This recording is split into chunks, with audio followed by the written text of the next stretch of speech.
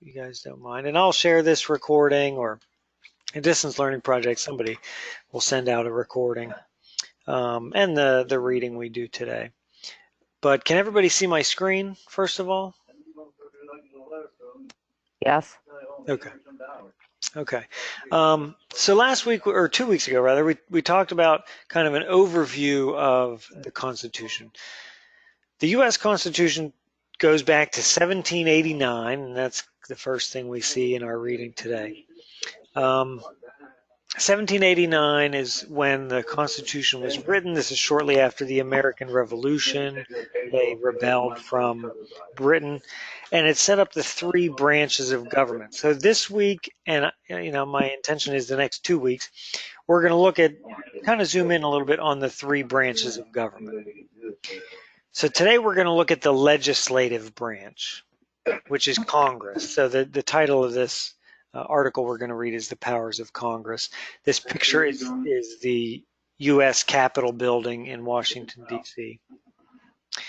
So that's the legislative branch. What are the two, and we're going to get to this in specific, but what are the two houses that make up Congress?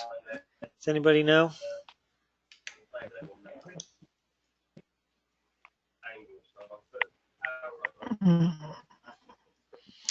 Is Senate one of them? Yeah, the Senate is one.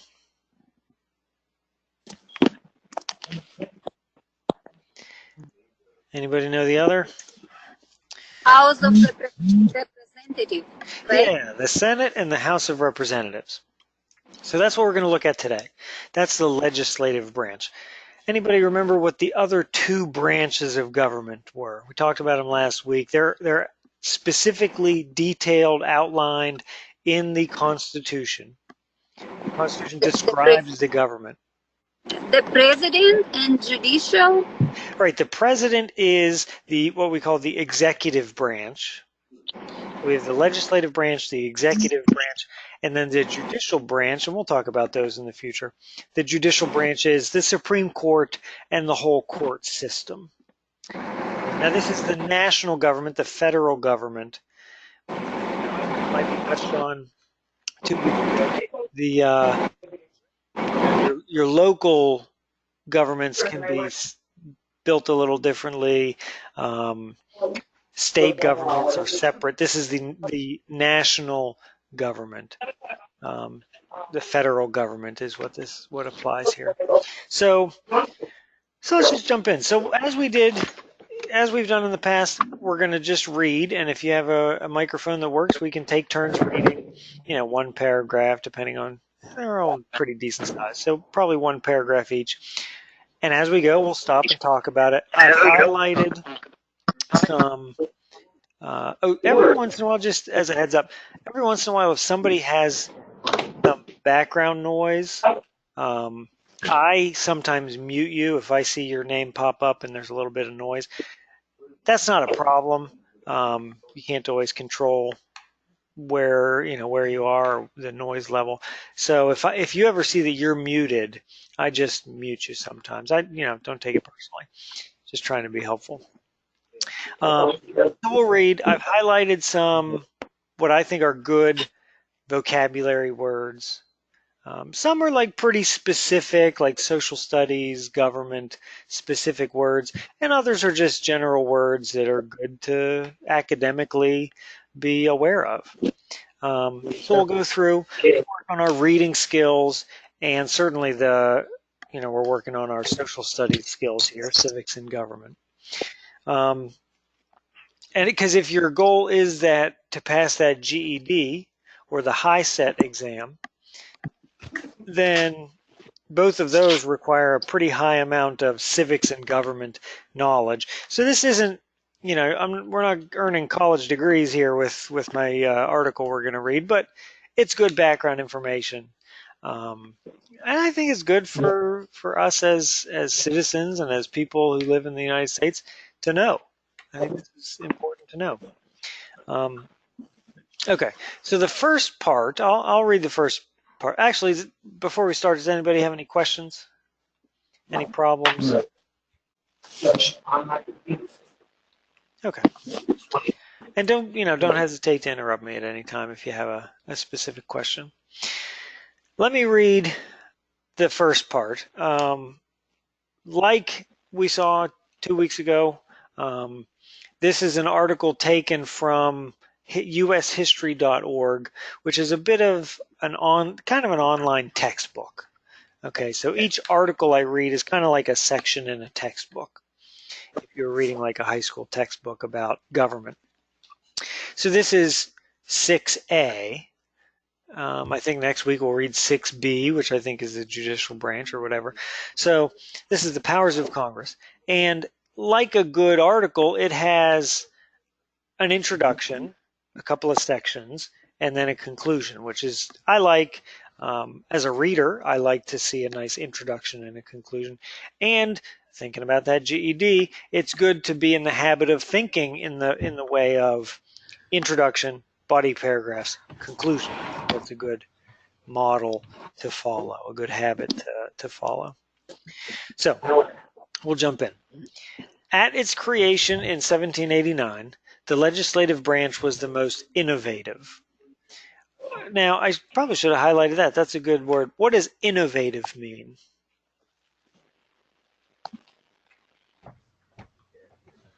If a company is innovative.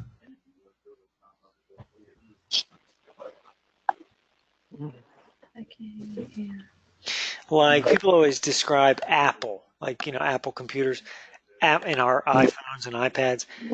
Apple is very innovative. So what does that mean?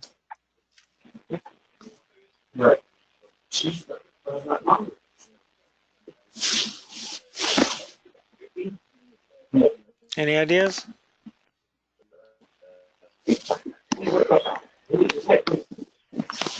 Apple, the company Apple, is innovative because they come up with a lot of new ideas. I feel like an idiot. I really can't think of anything.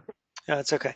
So Apple's innovative because it comes up with a lot of new ideas, right? Like the iPhone and the MacBook and all these.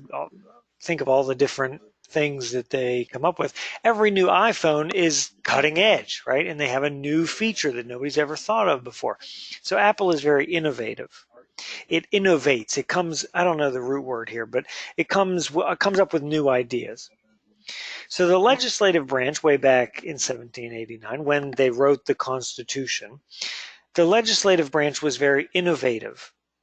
Okay, at the time, actually, let me jump into the next paragraph. It says, rule by kings and emperors was an old style of government, and the legislature in many ways represented the new. So in America, or when our founding fathers, back in the 1780s and 1770s and 1780s in the American Revolution, when they came up with this idea of the legislative branch, Congress, people being elected to represent us, that was kind of a new thing. It wasn't exactly brand new. It had been done a little bit before, but certainly on the scale that they were talking, it was a new thing. It was innovative. Representational government was a new idea. Okay. It says, almost certainly the founders intended Congress to have more important powers than the President and the Supreme Court. However, they placed many checks and balances on the legislature that have prevented absolute power in the hands of one branch.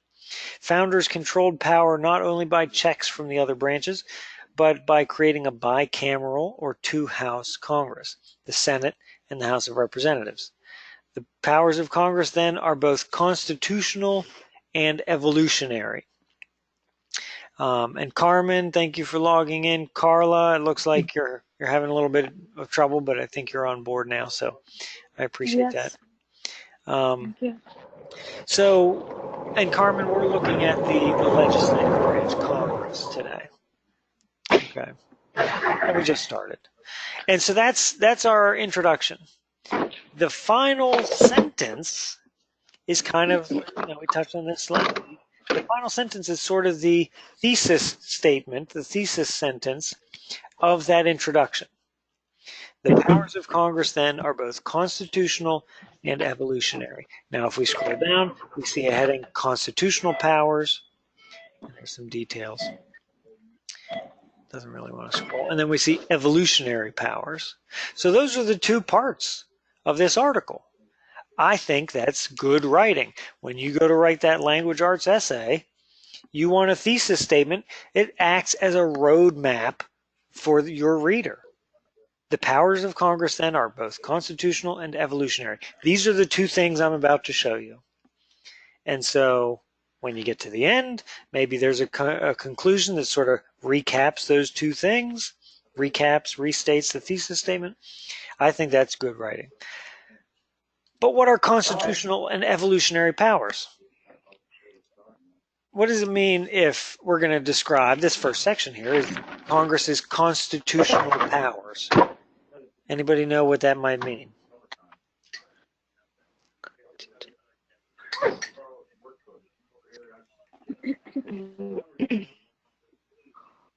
Constitution refers to the United States Constitution, that document that they wrote that describes the government as they designed a new government. So what does it mean, the constitutional powers of Congress? Like they probably they can't go against the Constitution. Right, yeah, certainly when we talk about something being constitutional or unconstitutional, you can't go against, you can't break the rules from the Constitution. And so when we talk about the constitutional powers of Congress, it means the powers that are specifically laid out in the Constitution. These are the specific things, and we're going to look at them. These are the specific things that are the powers, the duties that are given to Congress in the Constitution. It's like a job, it's basically a job description. These are the things that Congress does. Now, Congress does other things, and that's where we come into evolutionary powers, and we'll look at those in a little while. Evolution is, if you think about science and evolution, it's the development of something changing over time. Well, that means that some powers that some things Congress does today aren't exactly written in the Constitution, but they've changed over time. And so they've evolved, and that's what we'll talk about. That's the second thing we'll talk about. Okay. So let me just start at the top of the list there. Amy Lynn, do you want to read the first paragraph here? The Constitution specifically grants.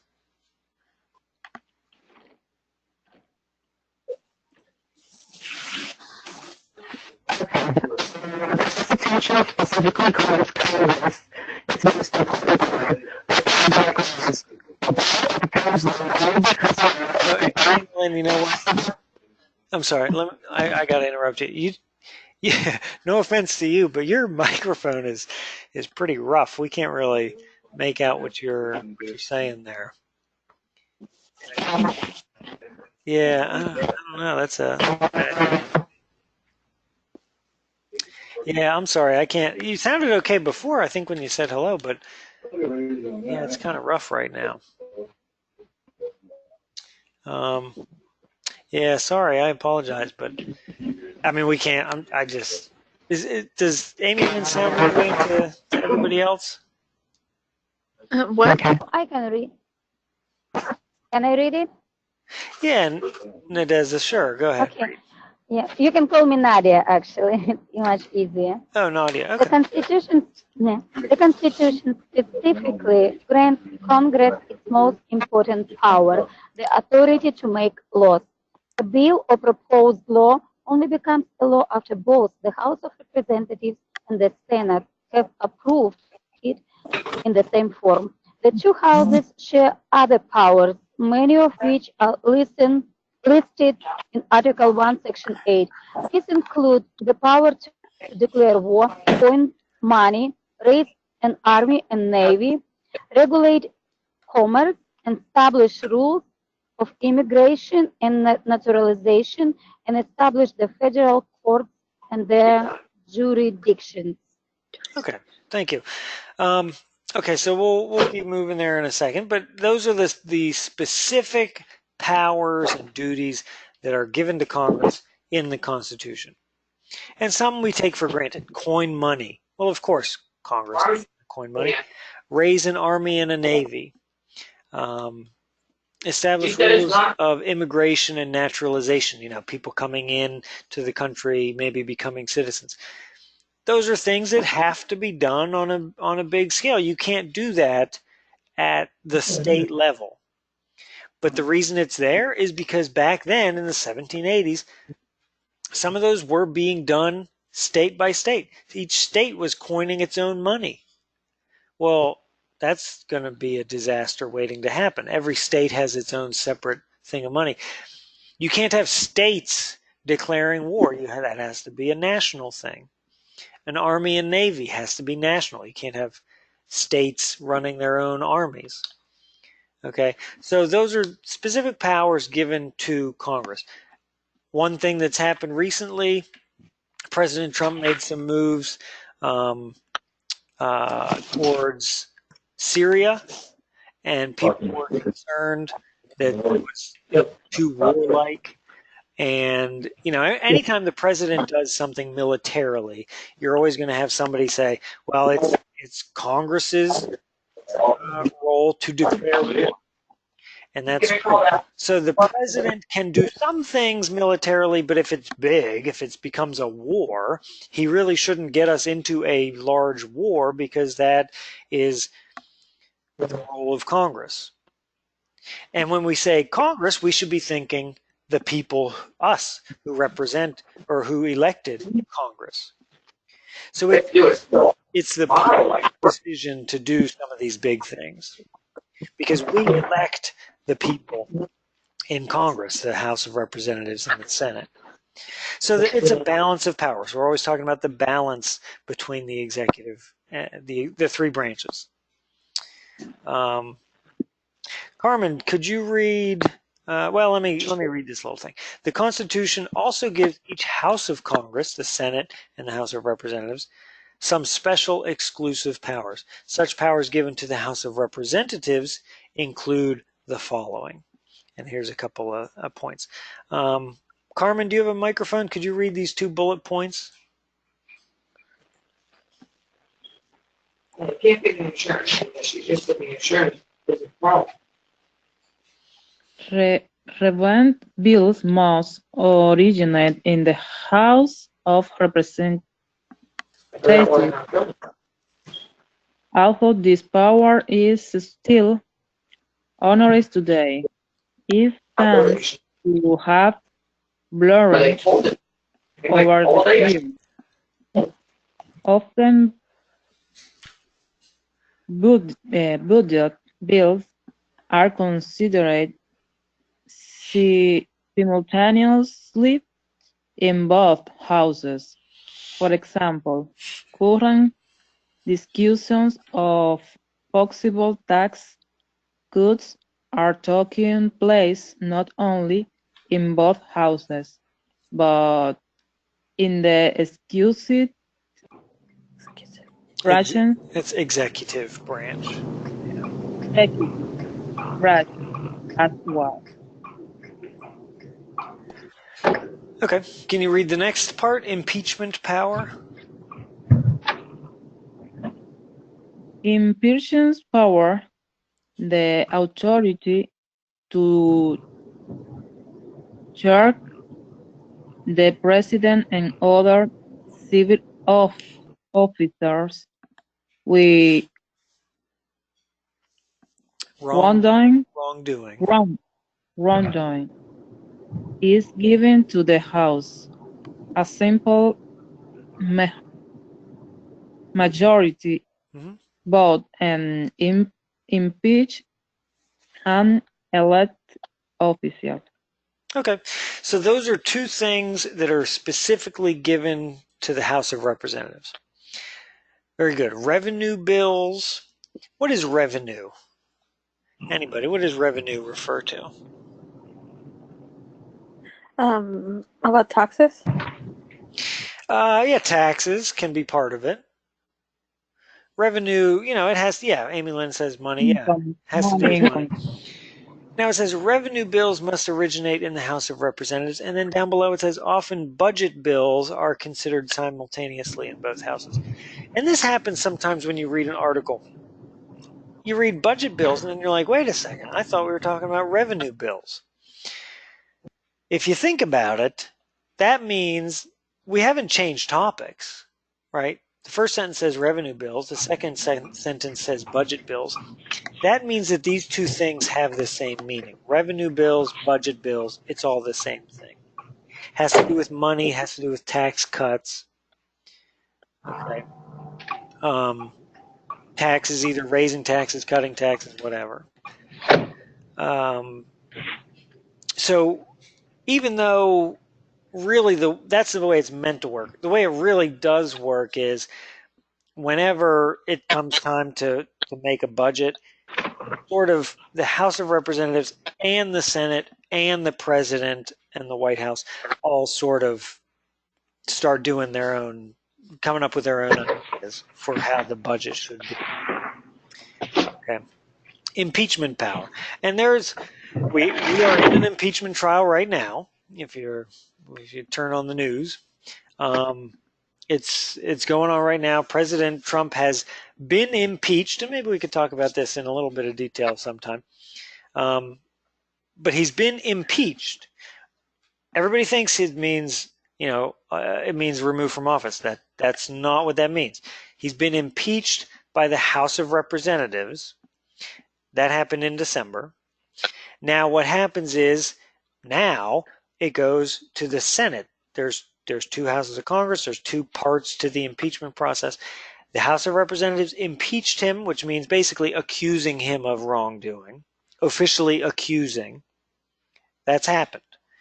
Now, at the Senate trial that's going on this week and into next week and maybe beyond, some of the people from the House of Representatives have come to the Senate, and all 100 U.S. senators are sitting there every day listening to the trial where it will be decided, okay, he's been accused of this wrongdoing. Now are we going to say he did it, and the punishment is generally he would be removed from office? Okay. There have been two other impeachment trials before. One was shortly after the Civil War in the 1860s, and then you have Bill Clinton in the 1990s. Those are the Senate presidential impeachment trials that have happened in the Senate before. You may think about Richard Nixon in the 70s. He made crimes. He did crimes in the Watergate problem, the Watergate break-in and everything. Before it got to impeachment, he kind of saw that he was going to be impeached if it went forward, and he resigned before it got there. So Nixon, everybody thinks he got impeached and removed from office, or I used to, but he didn't. He resigned on his own before it got to that point in the process. So it's checks and balances. You don't want all the power to be in one branch of the government. So you have it. Every branch of government can check the power, can balance out the power of the other branches. If the president is doing something wrong, the Senate or the House can impeach him, and the Senate can have a trial. Okay, and it's happened before. I'm sure it'll happen again. People aren't perfect. So that's in the Constitution. Okay. It was built in there, those founding fathers, as they designed this government, they knew, hey, we're going to someday, I'm sure there'll be a president who's not doing a good job and needs to be removed. And so they built in a way to make that happen. Of course, we have elections every 4 years where the president can be removed through that way. But like in an emergency type situation, they built in a process to remove the president, the impeachment process. Okay, so Then it says special exclusive powers. Oh, it says, I'm sorry, I wanted to cover something. A simple majority vote can impeach an elected official. And it's not just president. There's been other people, government people who have been impeached. What is a simple majority? When they vote, it takes a simple majority to impeach the president and to do other things. You hear it other places. A majority means more than half of the people, right? Right. Like there's 100 senators. If it's 50-50, 50 yeses, 50 noes, then it's a tie. There is no majority. But if it's 51, that's more than half. And so that's a majority. I mean, sure, you could have 70% or 99%. That's a majority too. But a simple majority it just means that 51%. Just one more than half, that's a majority. Okay. Now, so that's all it takes in this case we're talking about. For the House of Representatives back in December, they voted, and it only took a simple majority, just 50% plus one, just over the line of half. That's a simple majority. Now we're going to talk about a different type of majority, and Amy Lynn, you just said two-thirds, a two-thirds majority. We're going to come to that later. That's a different measurement of a majority. But it says special exclusive powers given to the Senate include the following. What does exclusive mean? That's a pretty good vocabulary word.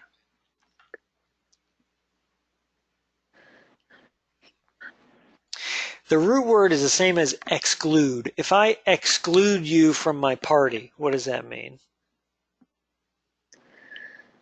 I'm out. Yeah, you're out. Yeah, I keep you out. If I exclude, yeah, Amy Lynn says to remove. So if I exclude you from coming to my birthday party, it means I keep you out. Exclusive, sometimes, you know, if you're dating somebody, a man and a woman are dating, and maybe in those early stages, maybe you're dating multiple people and you're just casually and, you know, whatever.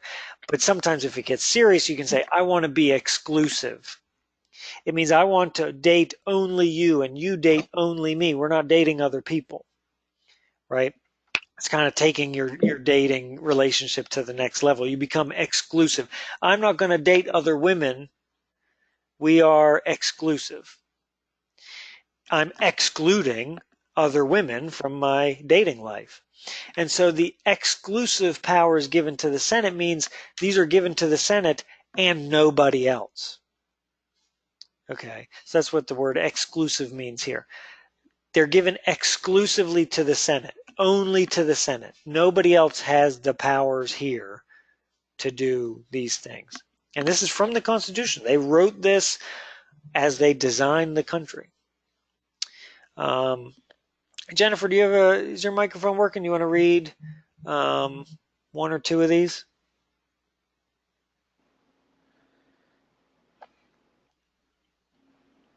Jennifer, are you there?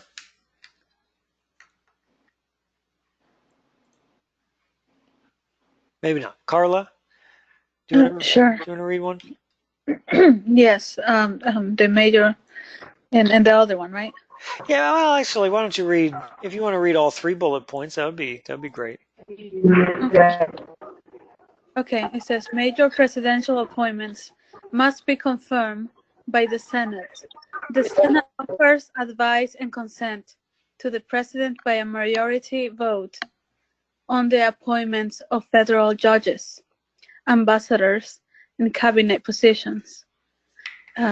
Treaties with other nations entered into the by the president, must be approved by a 2/3 majority of the Senate.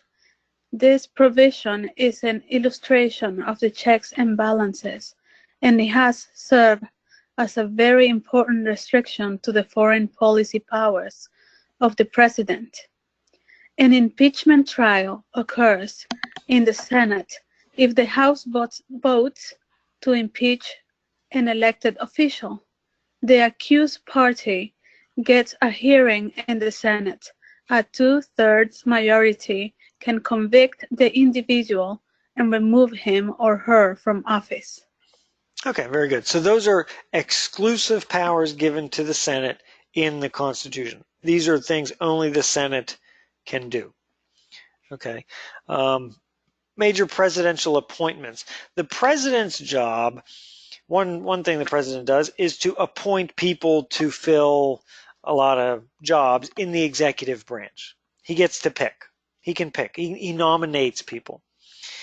But the Senate approves those appointments, those nominations. So the thinking there is the president should really, and that includes actually the people on the Supreme Court.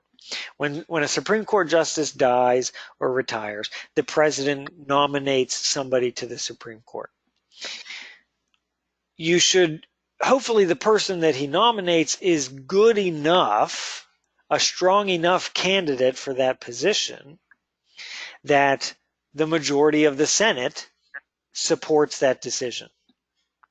Okay, so that's going to keep, hopefully, what it's intended to keep the president from nominating somebody who's just grossly, totally unqualified.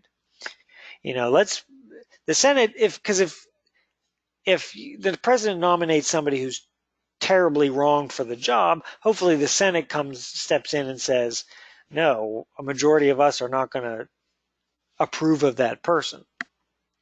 So that's the Senate balancing out the power, that particular power of the president. Treaties. The president can make treaties, but the Senate has to approve of them with a two-thirds majority, not a simple majority, a two-thirds majority, which would be 66 of the 100 senators. And so, or 67, I guess it would be. And so the bar is a little bit higher, not just 51%, but now 67% of the senators, which means this treaty better be a really good idea, and 67 or more of the senators think it's a good idea. Okay, so you need broad support for your ideas, two-thirds majority of the Senate. So the president can enter into treaties, but the Senate approves of them. And in an impeachment trial, which we're seeing right now, the House can impeach a president, can accuse him of doing something wrong, but it's the Senate who has to vote, or who will vote to acquit, which means to say the president has done nothing wrong, or to remove him from office. Now that also is a two-thirds majority vote.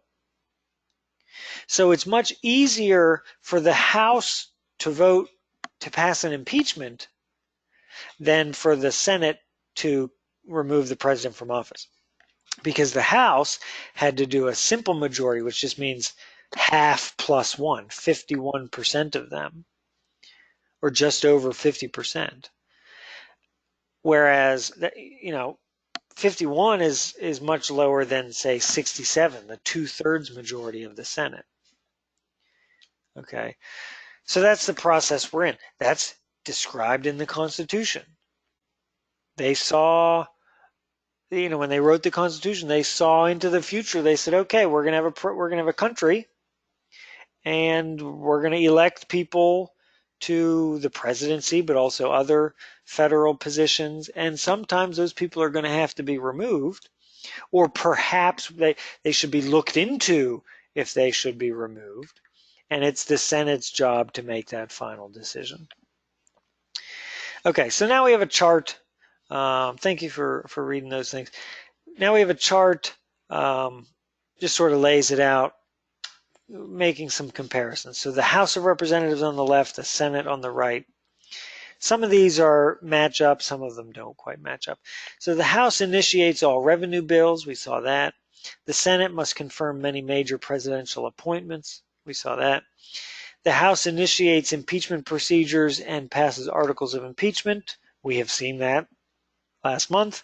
And the Senate tries impeachment officials. Tries here doesn't mean like they try their best. It means tries like as in a trial.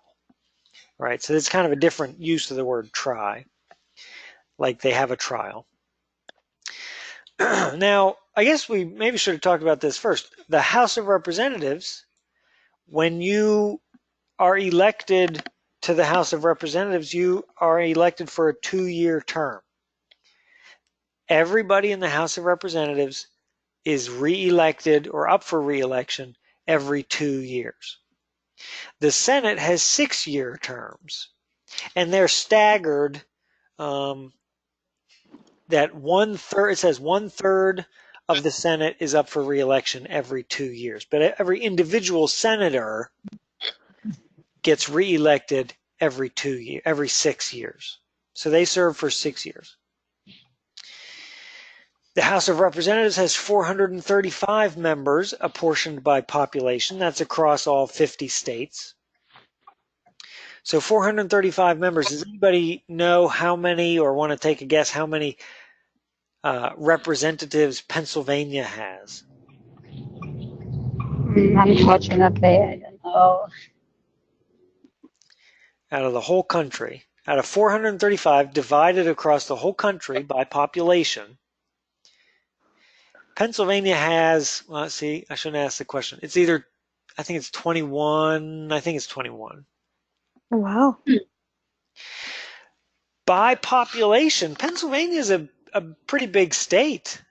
We are, actually, let's take a look here. Let me do a quick Google search here. Well,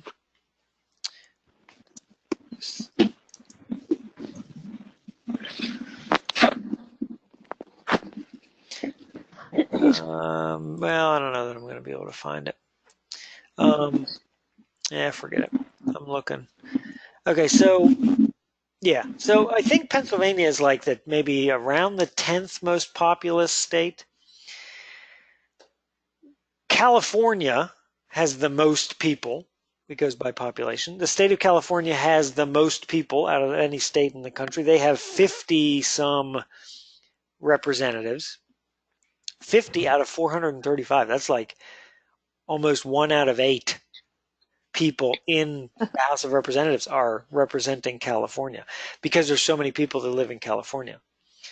But then there's other states, tiny little states like some of the western states where there's not really a lot of people. Wyoming, I think, has 1 or 2.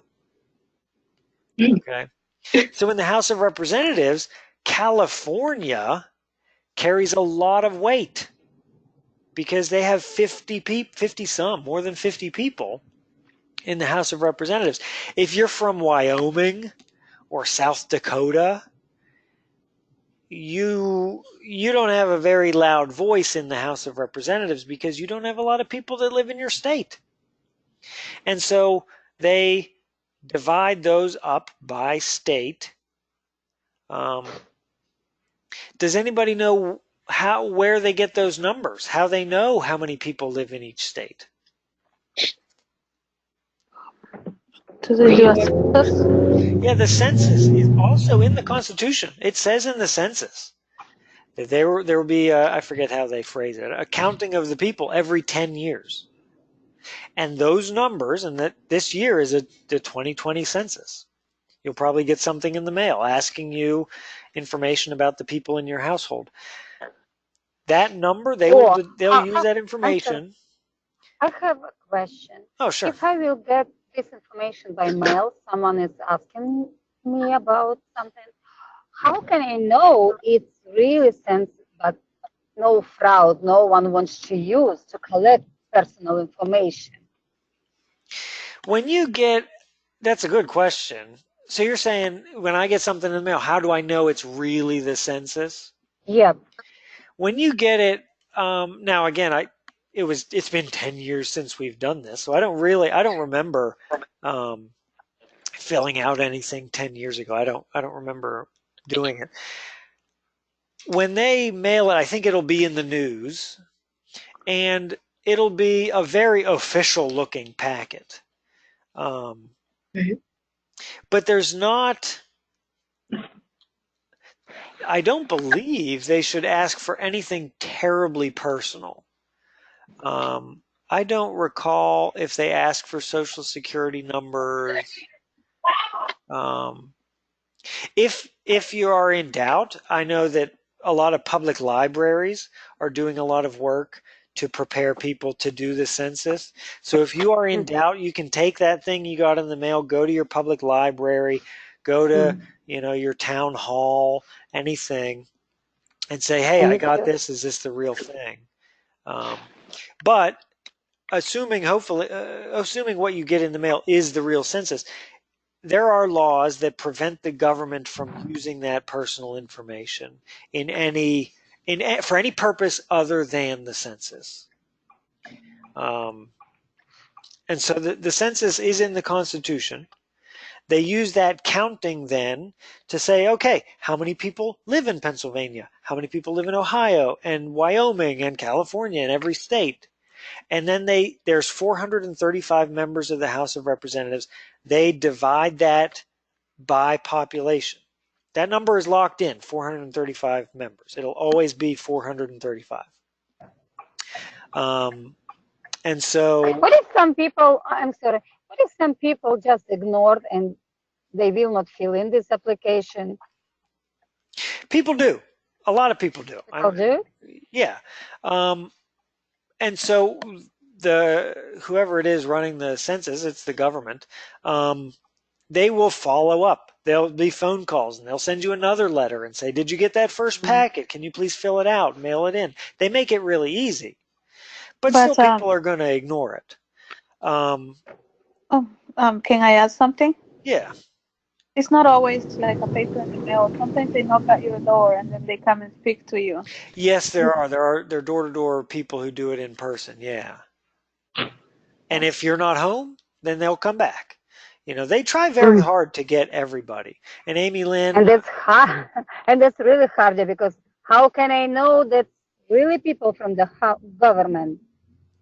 Well, yeah, there's that too. I mean, you don't always want to open your door for everybody, but they would have a badge that hopefully identifies them. I don't think they would ask to come in. I don't know, but yeah, that's a concern. It's a concern. Amy Lynn says they do not. For me, that's much easier to. I'm sorry. For me, that's much easier to come to some certain place like we go to vote. So I know this place is really responsible. Right. Yeah. No, you're right. I mean, those are concerns.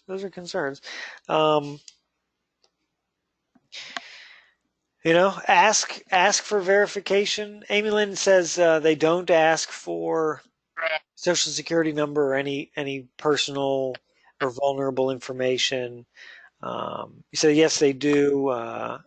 Amy Lynn says they only want to know where from, ethnicity, and how many people live in the house. They're not asking a ton of questions. They're not asking you where you work or personal information, stuff like that. It's really just a counting. It should not be much more than a counting of the people that live there. And it's for that reason.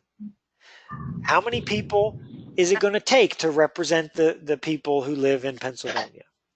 Now, if everybody were to get up from Pennsylvania and move to Ohio, and I wouldn't recommend doing that, but when they do that, then Ohio would get more members in the House of Representatives, and Pennsylvania would get less. So as population shifts, and it happens, as population shifts, the numbers of people the representatives in each state can shift around, go up or down. Generally just a little bit. Okay, so now the Senate is 100 members, 2 from each state. And they designed this, when they wrote the Constitution, they did this on purpose. In the House of Representatives, a state like California has a lot more sway in what happens because they have 50-some members in the House of Representatives. And Wyoming doesn't have that much influence because they have I'm pretty sure one or two. Okay, not a lot of people live in Wyoming. But in the Senate, guess what? It doesn't matter how many people live in your state. California has 2 senators, and Wyoming has 2 senators, and Pennsylvania has 2. Everybody's equal, and they did that for a purpose. So every state is equally represented in the Senate. They designed this very much on purpose. It was a long process that they took to write the Constitution. It went a lot of back and forth, a lot of negotiation and compromise, and they designed these things for a purpose. Okay, so the House of Representatives, the Senate, and the legislature, the legislative body, legislative branch, are voted on by us. We, as citizens and voting citizens, we elect those people. Hopefully, when they do their job, they're sitting there thinking, what do the people that elected me in Pennsylvania want me to do here in this decision, whatever it might be? Hopefully that's what they're thinking, because that's, some people would say that's their job, is to do what we want them to do. Okay. All right. So we got a few minutes. I don't like to go too late here. So let me, why don't I read one or two of these? So that now those are the constitutional powers. Now these are the evolutionary powers, things that have happened, evolved over time. It says the elastic or implied powers clause. A clause is like a part of the document. The elastic or implied powers clause gives Congress the authority to pass laws it deems necessary and proper to carry out its constitutional functions. So that means that here's the things you're supposed to do, Congress, that are written in the Constitution. But if you need to add a few more powers in order for you to do those things, that's permissible. It says many constitutional powers that have evolved over the years are based on this important clause. Here are a couple. Nadia, could you read oversight of the budget? Oversight of the budget. Congress reviews and restricts the annual budget prepared by the executive branch. When a law is passed setting up a government program, Congress must pass an authorization bill that states the maximum amount of money available. When the nation's budget is set, only Congress can set the appropriations. The actual amount available in a fiscal year for each program that it has authorized. Okay, thank you. So a fiscal year is fiscal means financial, budget-wise. And so the Constitution gives Congress the power, they call it the power of the purse. Okay, Congress decides how much money is spent on different branches. How much money is spent in the military is an easy one. Or how much goes to this program or that program or Social Security or, highways and farm subsidies and all kinds of things. They decide how much money in the budget goes to different things. And so that is a power given to Congress. The budget, they all have to agree on it though. So like the House of Representatives approves a budget, the Senate approves a budget, the President can approve the budget, but they call it the power of the purse. Congress holds the power of the purse, the purse where you hold your money. They're holding all the money. The President can say he wants to do something, but he has to get Congress to give him the money to do it. So it's a checks and balance, a balance of power among the different branches. Okay, who would, we got one more bullet point and then I'll read the conclusion. Who wants to read the last part, investigation? Could I read? Yeah, Jennifer, sure. Thank you.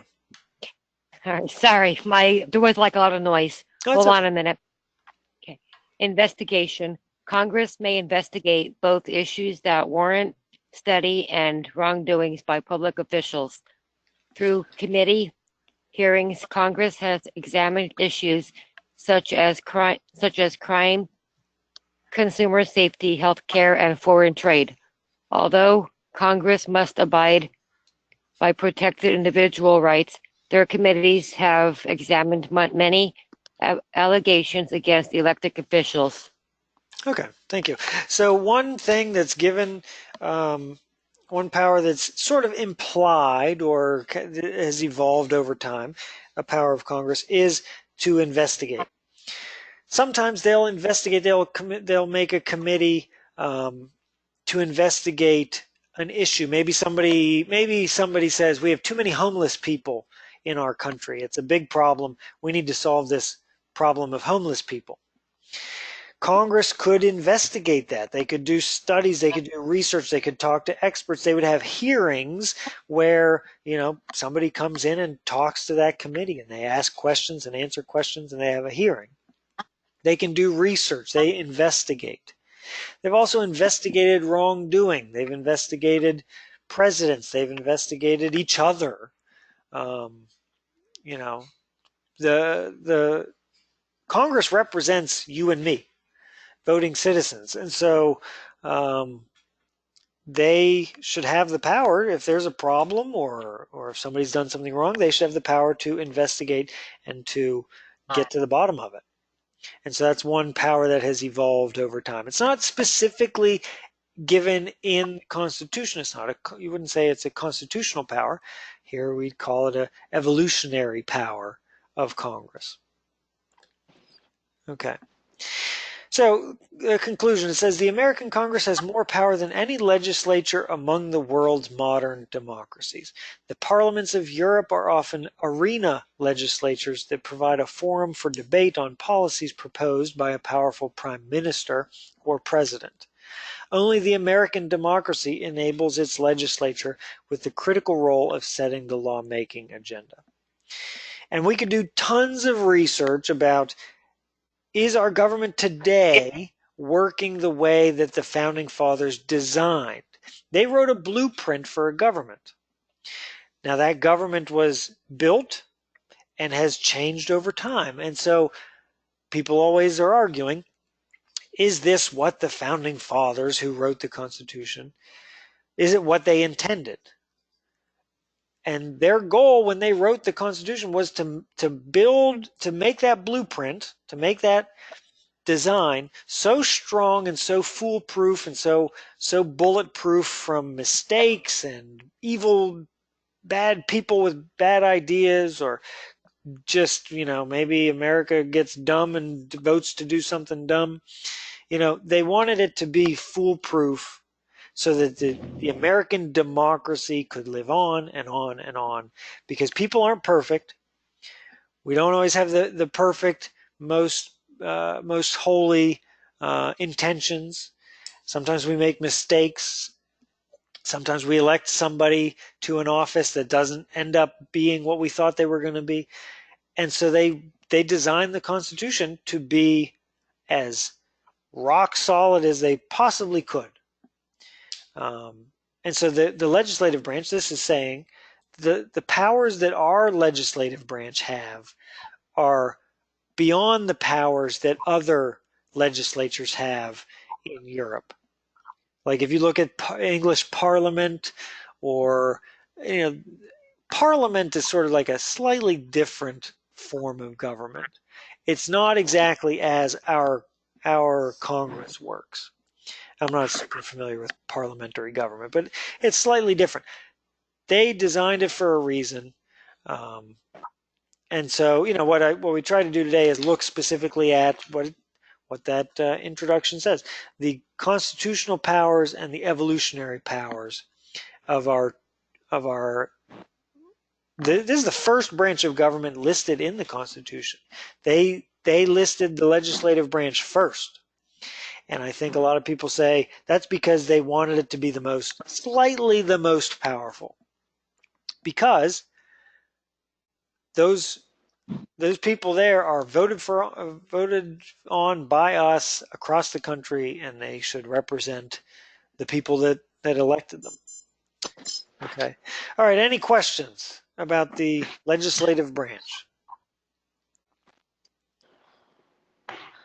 No, thank you. I have just question. How can I get the recording of this lesson? Because my phone just played that game with me. It was dead a few times during the lesson. Well, I just put, yeah, thank you, Nadia. I just put my email address in the chat. It's mjmanfred@tiu.org, tiu11.org. I just put it in the chat. If you send me an email, I'll send, I don't remember if last week or 2 weeks ago if I put it on YouTube, but I used to put these on YouTube, and then email out the link. If you email me, then I can. The easiest way is email me. I'll email you this document and the recording if I put it up on YouTube. And otherwise, I think I'll try to have the distance learning project, maybe Lisa or somebody, share it, send it out to everybody, not just you guys who came, but everybody who's enrolled with the distance learning project. I think we'll try to share it that way. But certainly, if you send me an email, I'll definitely get that information to you. That's a good question. Anybody, right when we're done here, I would recommend doing it right away. Send me an email, and when I have it all ready, I'll send you this information. And we will meet next Thursday. We'll talk about one of the other branches of government, maybe either the executive or judicial, one or the other. And I like to look at kind of how it was designed to work. Now, this isn't always how it does work in the real world, in politics, but this is how our government was designed to work way back in 1789. And I think it's kind of neat to think about that. Okay. Any other questions? I have a comment. Yeah. When we were talking about the U.S. Census, I was just told the other day that if those who are not counted in the census, when the final results are all brought in, the government will actually not assign a certain amount of federal funding to that state or area because they did not get the correct number based on each year. So they said Montgomery County, if they miss 5% of the households that live there, they will not assign $750,000 each year for the next 10 years to the area. Yeah. Well, that's interesting to see actual numbers. But yeah, that's the danger.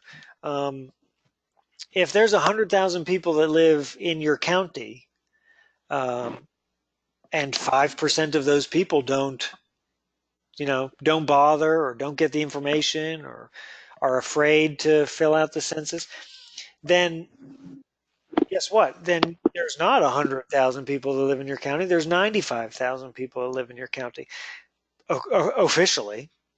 And so, yeah, when they decide to send out federal funding, if they do it by population, you're getting money for 95,000 people, not 100,000 people. So, yeah, that is the absolute danger. And people, because there are people who just don't. No matter how many times their door is knocked on or what they get in the mail or how many times they see it on the news, either laziness or fear or not caring, they're just not going to fill out the census or answer those questions. And so what happens is the government's not going to know that you live there. And so your town or county or municipality or whatever, doesn't get you counted as a member. And so when the government divvies up anything, money, federal funds, House of Representatives seats, the number for where you live is not going to be there. So yeah, that's an excellent point. And yeah, if somebody shared specifics, for every 5% of people that don't fill it out, we lose quite a lot of money. That's interesting to see actual numbers.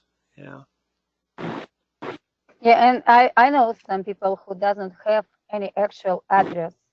Like one of my client relatives, the boy, he just lost his job and his girlfriend just kicked him out of the house, and he really doesn't have any house now. Yeah. And I know some people like that, like him.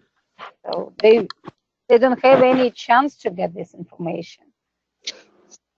Yeah, that's a good point. There are people that without an address who aren't going to be tracked down, and I don't know really what the solution is there. I Like you mentioned today, we have some homeless people. Some of them really live somewhere, but they can't put this address like their home address because they just temporarily live somewhere. Right. Yeah, I don't know the answers to those questions. That's interesting. And so it's interesting though to think that we're going to do this census. I don't know how many censuses there have been every 10 years for the last 2 centuries, but this was an idea. It's part of our democracy. If you're gonna give out 435 representatives based on population, then you need to know the population. And as they sat there writing the Constitution in 1787, then they said, hey, we're going to have some mechanism to count people. And so we have to do a census. Let's make it every 10 years. So when you fill out that census, here's my final thought then, my happy social studies thought for the day. When you answer those questions for the census, whenever that is this year, you're doing part of the Constitution. And I think that's kind of neat. So yeah, thanks for talking, everybody. I appreciate the conversation. I appreciate the reading. Hopefully you learned something and we practiced our reading skills and vocabulary. Thank you so much. Yeah, thank you, everybody. Thank you. Send me an email. Thank you. I'll make sure you get the information. I've already did. Okay. All right, super. All right. Thank you. Have a great day, everybody. You too. Bye. Bye.